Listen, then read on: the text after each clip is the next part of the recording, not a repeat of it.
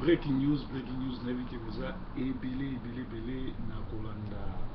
basango ya Congo na bandako na bino ezali molobeli na bino Proverbe 30 le pasteur de la diaspora boyebaki nga na nkombo ya Didier Forme comme producteur pe sapeur congolais avec une Kester emena ya personam lelo boyebi nga etant que mosali na nzambe pasteur Salomon oyo azolobela makambo ya Congo parce que nazali memi ya sika oyo.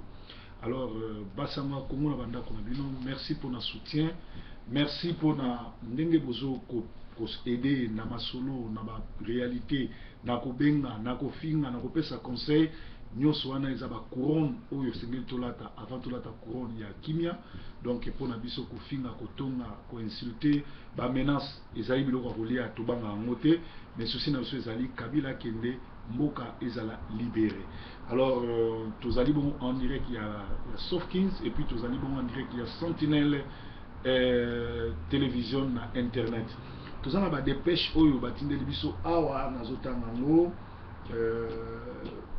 makambo moko ezosala masikoyo ba source na biso ba pesa biso information qui est administrateur général ya ANR Agence nationale des renseignements Kalev Mutombo a pris dans la soirée du mardi 11 août un vol de la compagnie aérienne SN Bruxelles à destination de Bruxelles. Le but de ce voyage, pour n'aller dans ce voyage, ils allaient s'entretenir avec le président de l'UDPS, M. Etienne Tshisekedi Wamulumba. Il serait question de la mise sur pied d'un gouvernement de transition. On a des informations, source sûre, que Kalev a commencé Bruxelles le 12 pour akutana M. Tshisekedi pour balobela ndengeni bakosa la transition. Mais même source wana que le député national Sami Badi Banga Ntila, chef du groupe parlementaire IDPC allié, aurait pris le même soir, donc le même soir, un vol maintenant d'Air France à destination de Paris. Vous comprenez? Na même époque, monsieur directeur ya ANR, le Terminator, Katange Wazobo Mabatna Kabila, Azu avion, pour nous de Bruxelles, Sikoyo, Sami Badi Banga, Oyo Azali, chef ya groupe parlementaire IDPC allié, il y a Azu avion, Azo Kende Kalev à Bruxelles, il y a que Paris, mais en réalité, ba source nabiso o ba mona aéroport en Djili, ba yebi ke ba mona so ba destination ici Kamoko pour les 14 il faut ba kutana na Sami à route à Bruxelles, à route à Paris à côté Bruxelles, na Kalev à na Bruxelles, ba ko kutana na Tshisekedi pour ba solo là sur Masolo Autolobi. Alors Joseph Kabila et le dur de son régime se serait plus impressionné, baza sous impressionné té na Masolo surtout oyo par les rappels du Conseil de Constitution du département d'État américain, les faucons du régime kabiliste considèrent les Burundais Pierre Nkurunziza comme un modèle de référence, voire un modèle de résistance à suivre face à l'Occident. L'option serait levée en faveur de la politique du fait accompli par la mise en place d'un gouvernement de transition. Cette équipe pourrait avoir les loisirs de modifier la constitution en faisant sauter tous les verrous qui empêchent l'actuel, c'est-à-dire l'actuel chef de l'État, Joseph Kabila, qui a pris les élections, à garder son fauteuil après 2016. Un pari pour les moins risqués. C'est-à-dire que Faucon ya Kabila, MPR bus mouvance à Mobutu, ex-mobutiste na tutipoa bazozwa makamozo le kana Burundi lokola expérience na bango, lokola motivation na bango, lokola exemple à suivre, nenge balobaka role model ya ko suivre ezali basala ndenge wana, c'est-à-dire batindi mutu akende kokutana na Tshisekedi basolola po basala nini transition, gouvernement de transition il y a 3 ans. Alors et que ça la mandenge Pierre Nkurunziza sali a sombi opposant à côté de mon gouvernement pour minele balemba. Mais bit nango zani selon certains observateurs, l'entêtement de Nkurunziza provient d'un soutien discret de la Chine et de la Russie de Vladimir Poutine, deux pays dirigés par des personnes qui sont loin d'être des lauréats des prix Nobel de la paix. C'est-à-dire, Batu Oyo Nkurunziza azali entêté par la Chine et la Russie parce que depuis le 23 décembre 1963, Chine populaire azakana contrat alliance basala na Burundi. Alors, et là on est au Salama, selon les sources des services d'études stratégiques de la présidence de la République, aurait remis à Joseph Kabila un mémo lui conseillant à prendre la main tendue de Etienne Tshisekedi wa Mulumba. Objectif, engager un dialogue politique. Ce mémo indique clairement, souligne une autre source, que la finalité de cette concertation doit être mise sur pied d'un gouvernement de transition. Dans ce type d'hypothèse, les postes de Premier ministre reviendraient à Etienne Tshisekedi ou à une personne que Tshisekedi aurait choisi. Ou toujours les information tant bozo finganga yokobi muta Tshisekedi yokobi muta boy nazalaka neutre nazalaka ba statistique nazopesa ba solution neti sikoyo bafundi lisusu IDPS ke bato sala réunion wana bafundi lisusu tozo tia na mesa sorry simato analyser totali soki ekopesa ndenge nini donc bo landaka bo sala eba intellectuel bozo kota na komba ezali komela bangi te, komba ezali ba peso 400-500 € te, nga za muta ba jar wana te, la preuve ba benga gi nga pona zwango na zwaki yango te parce que nazali mutu naza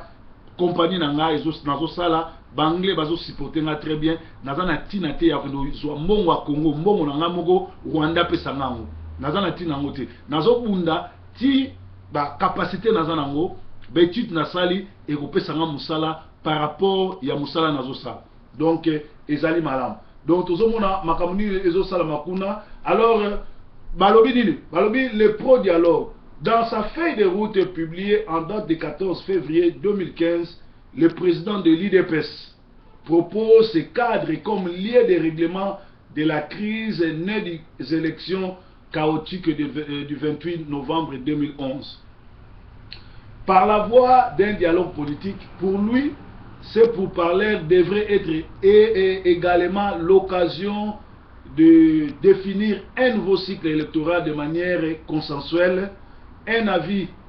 qui est loin de trouver grâce aux yeux de l'importante frange de la population, une population qui considère que Joseph Kabila doit achever son mandat qu'on ne lui a jamais donné en 2016, dont le 19 décembre 2016, et passation civile de pouvoir avec son successeur. Donc, Nangonga Oyo, IDPS Ponaye, alobi cadre ya na dialogue za malamu, ba régler ma solo. Il y a crise, il y a élection ba yibaki, ba yebisa Kabila, atika pouvoir na kimia, akende, soka se justifier na l'état, na ba crime Oyo sali. Mais loko bazobo sana, communauté internationale, ezolinga dialogue wana, mais la population congolaise balingi dialogue te, ba opposant ya Kinshasa balingi dialogue te, biso pe ba combattant poto tolingi dialogue te. Pour la nuit tolingi dialogue te parce que Kabila a dirigé Kabanda sans sititi siko akosa kaneka ka dribla kaka tout et tout, et puis tozo mona te muta komi na faire un mandat na ye. Kabila sala déjà ezali bino bozo baso asali de mandat non, o eza troisième mandat asala ba pesa yango te. Na 2001, à sali coup d'état Bomi Moussé Kabila, yeko Rwandais, a infiltré le pays. Na 2009, a koti ba armée et belé na mboka, c'est-à-dire, atikala jamais qu'on a nommé, qu'on a voté, ba pesa y mandaté, mais au troisième mandat. C'est-à-dire, ce qui, à 2016, alinga comme atikala président, et qu'on a la quatrième mandat, sans que Congolais moko a pesa y aval naï. Yamano zomona, Tshisekedi dialogue, azo kende na dialogue, ba kende ko sila na naï. Mais là, tu sais que dans le Kabila a kolingangote pour Kabila yebi bien que ce qui dialogue wana y a tika na pouvoir te ce qui va sali ndenge bazo sala gouvernement de transition te, c'est-à-dire là si Kabila akangami ake boloko parce que nangonga oyo nani tangana apanzi masolo le fait que nani ba anglais ba kangaki numéro 2 ya général ya Rwandais o bazaro bomana Kabila batu et la que Kabila comme kobanga kutu na ngonga oyo général wana akena noté puisque ba espagnol ba koti sous recours pour Tony Blair na mwasi na ye ba salaki tout ba libérer général Rwandais o bakangaki na Londres soki bokoti na Facebook na ngai mikolo Facebook na ngai Didier Forme zo sala te na kangi yango mwa muke parce que bato balingai ba pirater ba comme kotinda ba photo ya mabe yango nazo bongisa yango mais bokota na Amiral Ntambu bokozwa ba news to bokoti na Front pour la libération totale du Congo bokoti na les amis de Didier Forme to bokoti na Sentinelle les amis de Sentinelle TV bokozwa ba information surtout ou bien bozali kaka na YouTube ya Didier Forme amalata kala ba news a Congo et Rwanda. Donc Facebook nanga ya Didier Forme songo ti samedi na kozongela mais pour le moment bola nanga na ba na pesimi. C'est-à-dire que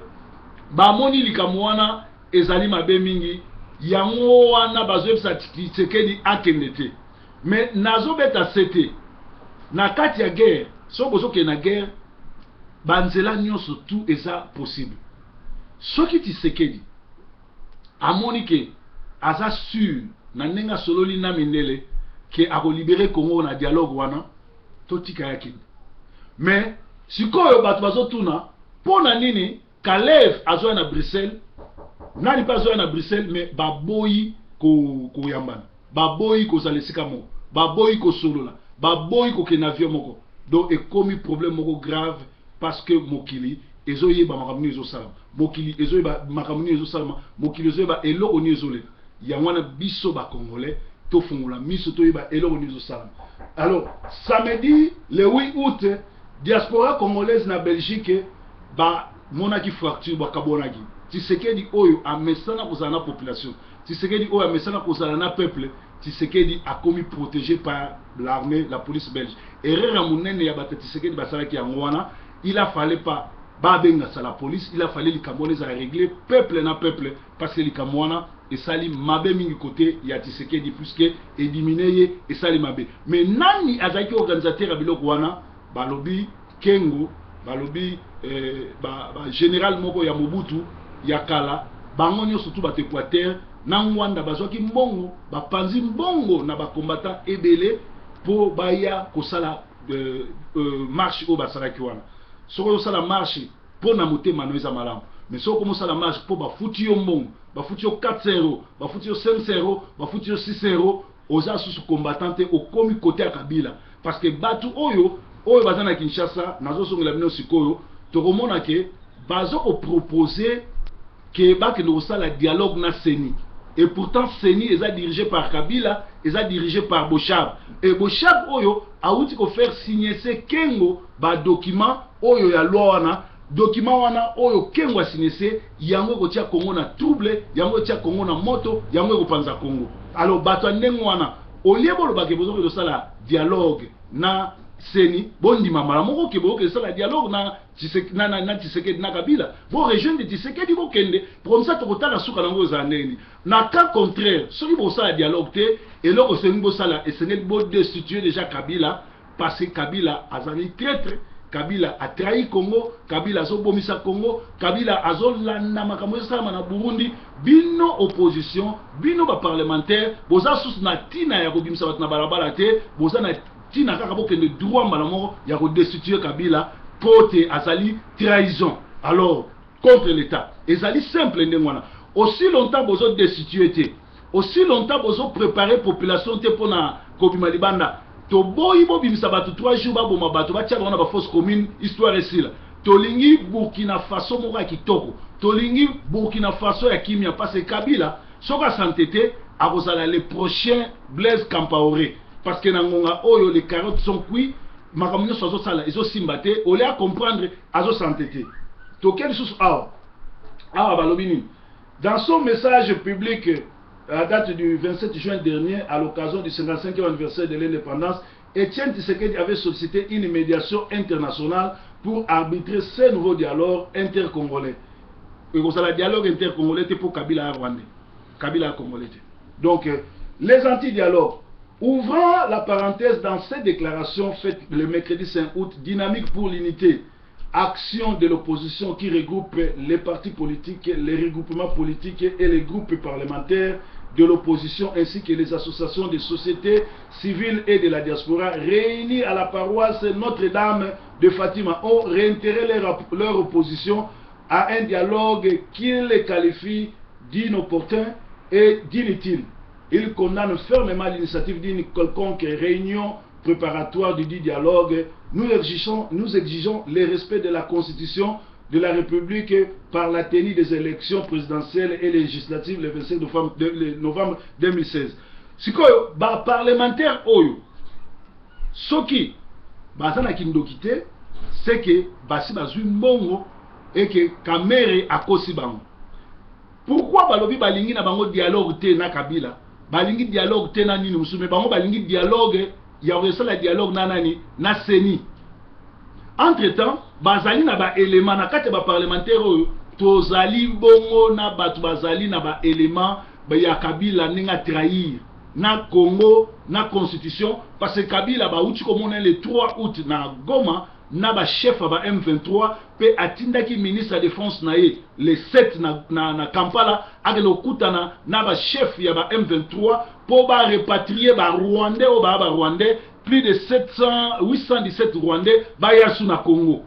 Entre temps les Kabila zo sabilo ngane mwana parlement a évité, sénat a évité, opposition a évité. Mais bango bazo tikaye o na ngonga oyo ba preuve eza déjà que Kabila za traître azo trahi Congo. Il faut se reconnaître tout droit ko destituer et tant que ba parlementaire. Pourquoi bazo destituer Kabila te? Donc ceux qui bango ba ki ko destituer Kabila, communauté internationale baza na ba preuve abilo ko e ko pesa bango makasi ya ko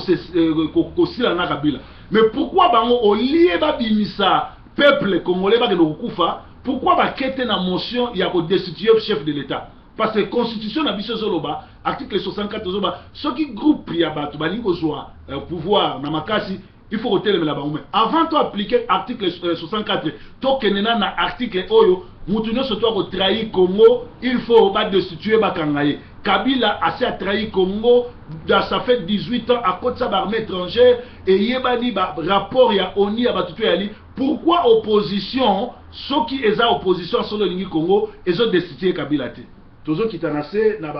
ma message va pesingai awa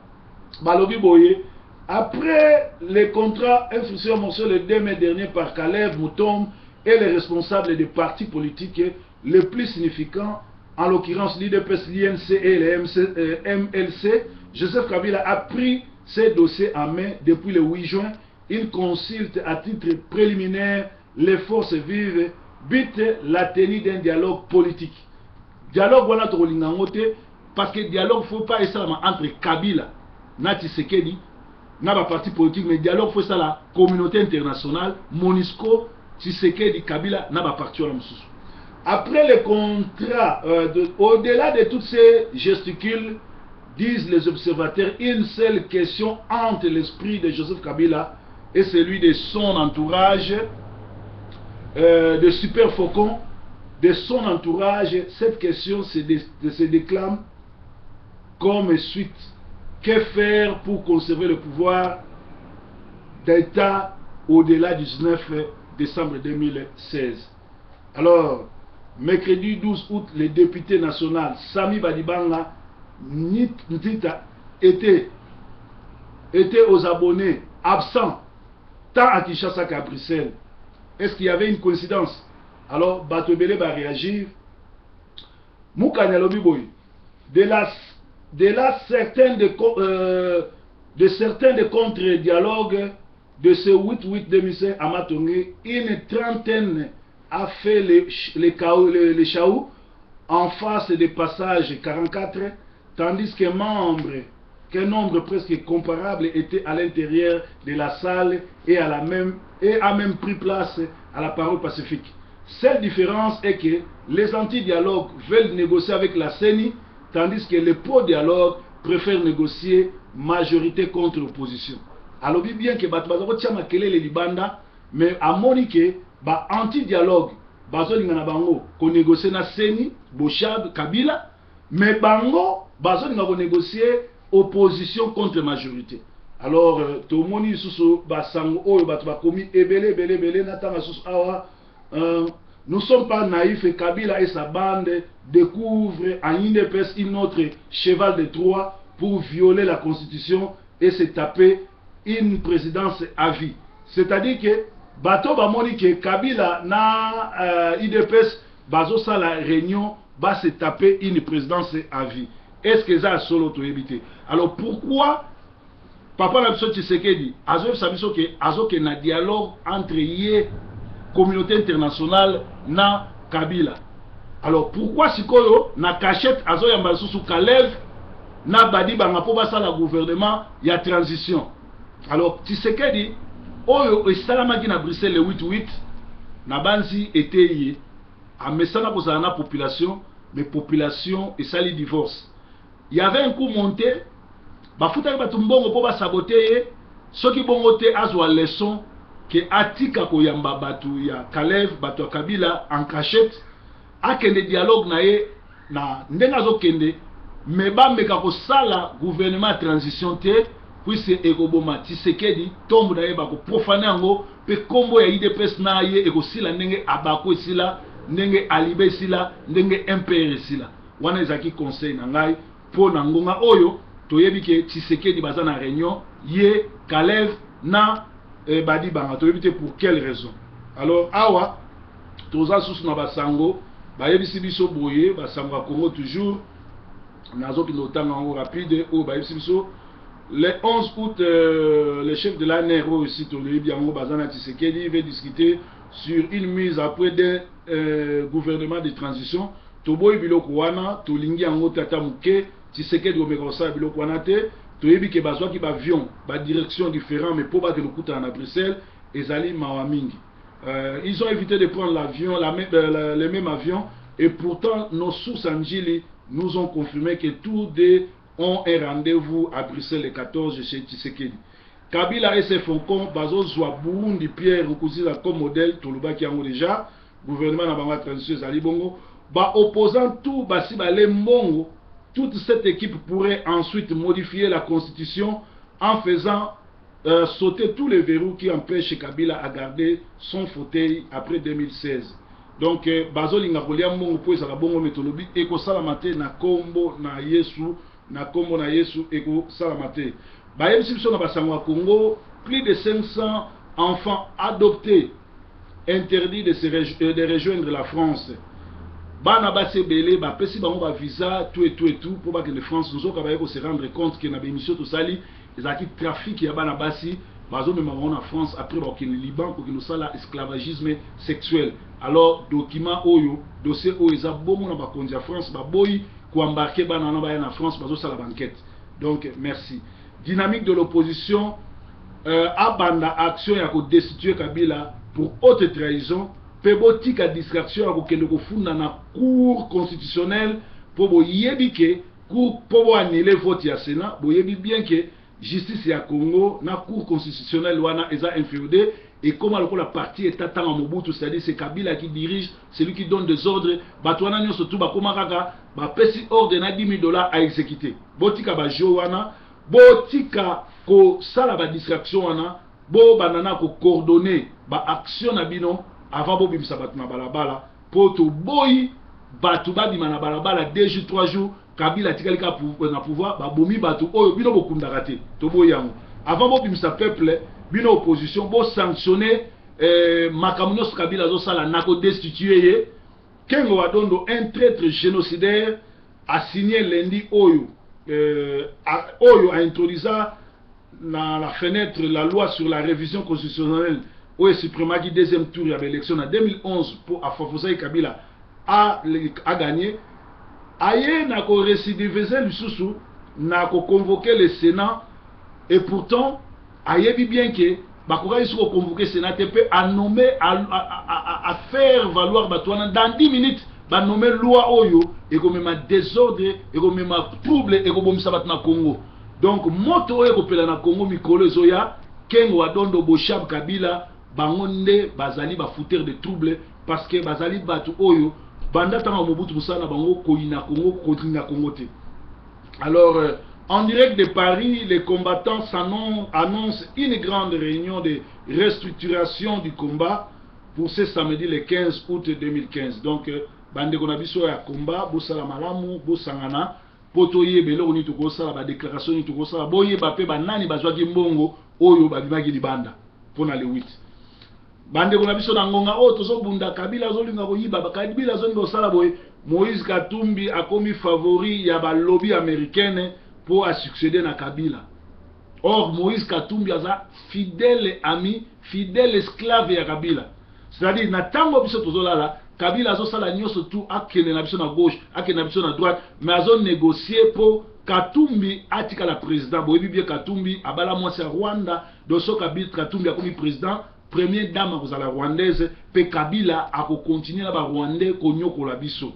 L'ère de la révolution congolaise et ses coquilles, Kabila soki a kimité a les prochains Blaise Compaoré, alors ezali mawaming bomoni basango oyo to pesibino alelo to lobi ete na ngonga oyo na Bruxelles tozo mona papa la biso Tshisekedi l'assassin Kalev na Sami Badibanga bazo sala réunion pour na kosala gouvernement ya transition. Na transition ana bazo linga Kabila continue na pouvoir. Espérons que Tshisekedi a roboya proposition ana pour Kalev à Longwaki Kinshasa le 12 à Komaki Bruxelles le 13 pour akutana na Tshisekedi. Alors tozo senga na ba combattant nyonso bo fongola miso pe tozo senga na Tshisekedi ameka kondimelo ko te po ekoboma ye ekoboma bana na ye ba ko profaner tombe na ye soki ameki ko sala eloko bongo. Alors bayebisi biso na suka ya breaking news, il faut ba opposition ya Kinshasa oyo basi bale mbongo Kabila à travers Kamere soki bozolinga dialogue te na Kabila na Tshisekedi, pourquoi kasi bozolinga dialogue na Seni oza dirigé par Bochabe na Kabila, c'est-à-dire bosi bolé mbongo bolingi glissement mais bozolinga loko wana te. Alors soki bolé mbongo te, soki boza ba vrai congolais lokola Kengo a trahir susu a signé ces lois oyo ezo piéger ba congolais oyo ezo tirer trouble na Congo oyo kobomisa ba congolais bino bo banda ko destituer Kabila bo bimisa na population libanda te ba parlementaire bazana droit ko destituer Kabila pour asali haute trahison. Alors breaking news ya suka tolobi tosuki saka na kati ya koseka pe na kati ya ba proverbe balobi boye breaking news ezali boye na tango nyonso tu oyo ozo swana na un abruti ko mpesa yo occasion te koswana na ye parce que akokitisa yo ti na se na ye po ye amesana nde mwana pe akoganye yo po aza na expérience osala buzoba.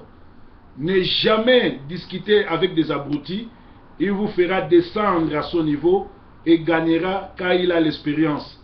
Alors ba sango toza nango awa epesi na mawa mingi na kolanda mutu na ngai na lingaka mingi Pasteur Terminator ba déclaration sali émission sali ya buzoba ndengwana mingi ndeko na ngai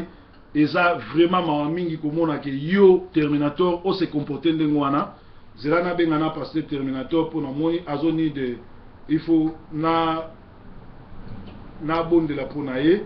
parce que ba déclaration ndengwana eza mawa mingi que ye mutu abibengi pasteur ye oyo alingaka nga mingi na ba émission na ye nyonso tu alobelaka nga malamu akita tina niveau koloba ba bêtise bongo azobanga te ni mwasi ni bana ni bandimi oyo esengeli bayoka biso. Alors eza mawa mingi to mekana kobenga Pasteur Terminator na yebite soki tokozwa ye na pesa ye conseil parce que bato bele babengi esali mawa mingi.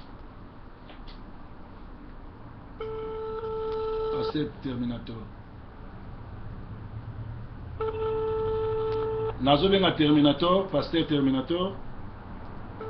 na yebite soki oyambanga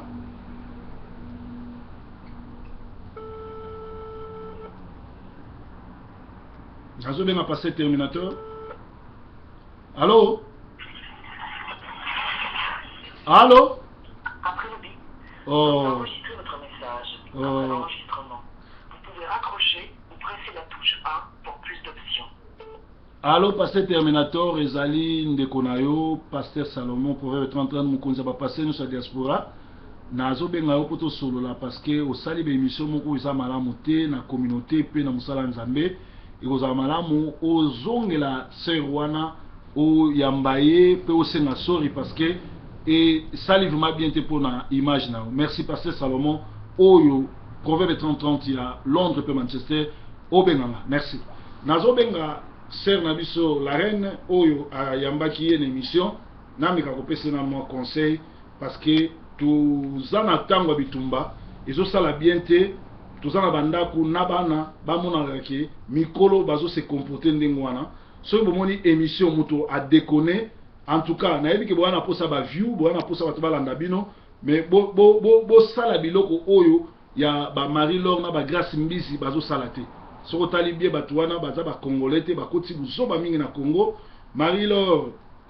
na bandeko na ye wana bakoti buzoba alors bo sala ka biloko bongo te ezosala bien te alors nazoluka ko benga ndeko na biso mwasi oyo ayambaki ye na émission na mekana ko soba na ye soki akoyambanga 75 1 3 8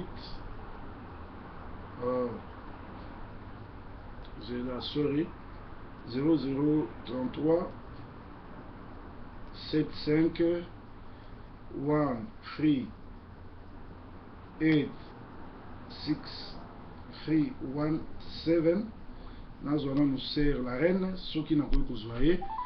po to sisa lisolo bango bato bazoyambaka bato bayeba bémission nini bazolekisa ezosala bien te bolimbisa parce que eza breaking news toyaka koédike communauté toyaka kodirige bato bazonga na nzela parce que Congo eza occupé tozopermettre te baémission ya kofingaka baémission ya babétise baémission porno na bato bazozala censé koédike population bomoni nazobenga la reine mpe azoyamba te numéro na yango wana bango nyonso bazoyamba te bienvenue chez la Canada. Votre appel a été transféré dans un système de... donc Marato breaking news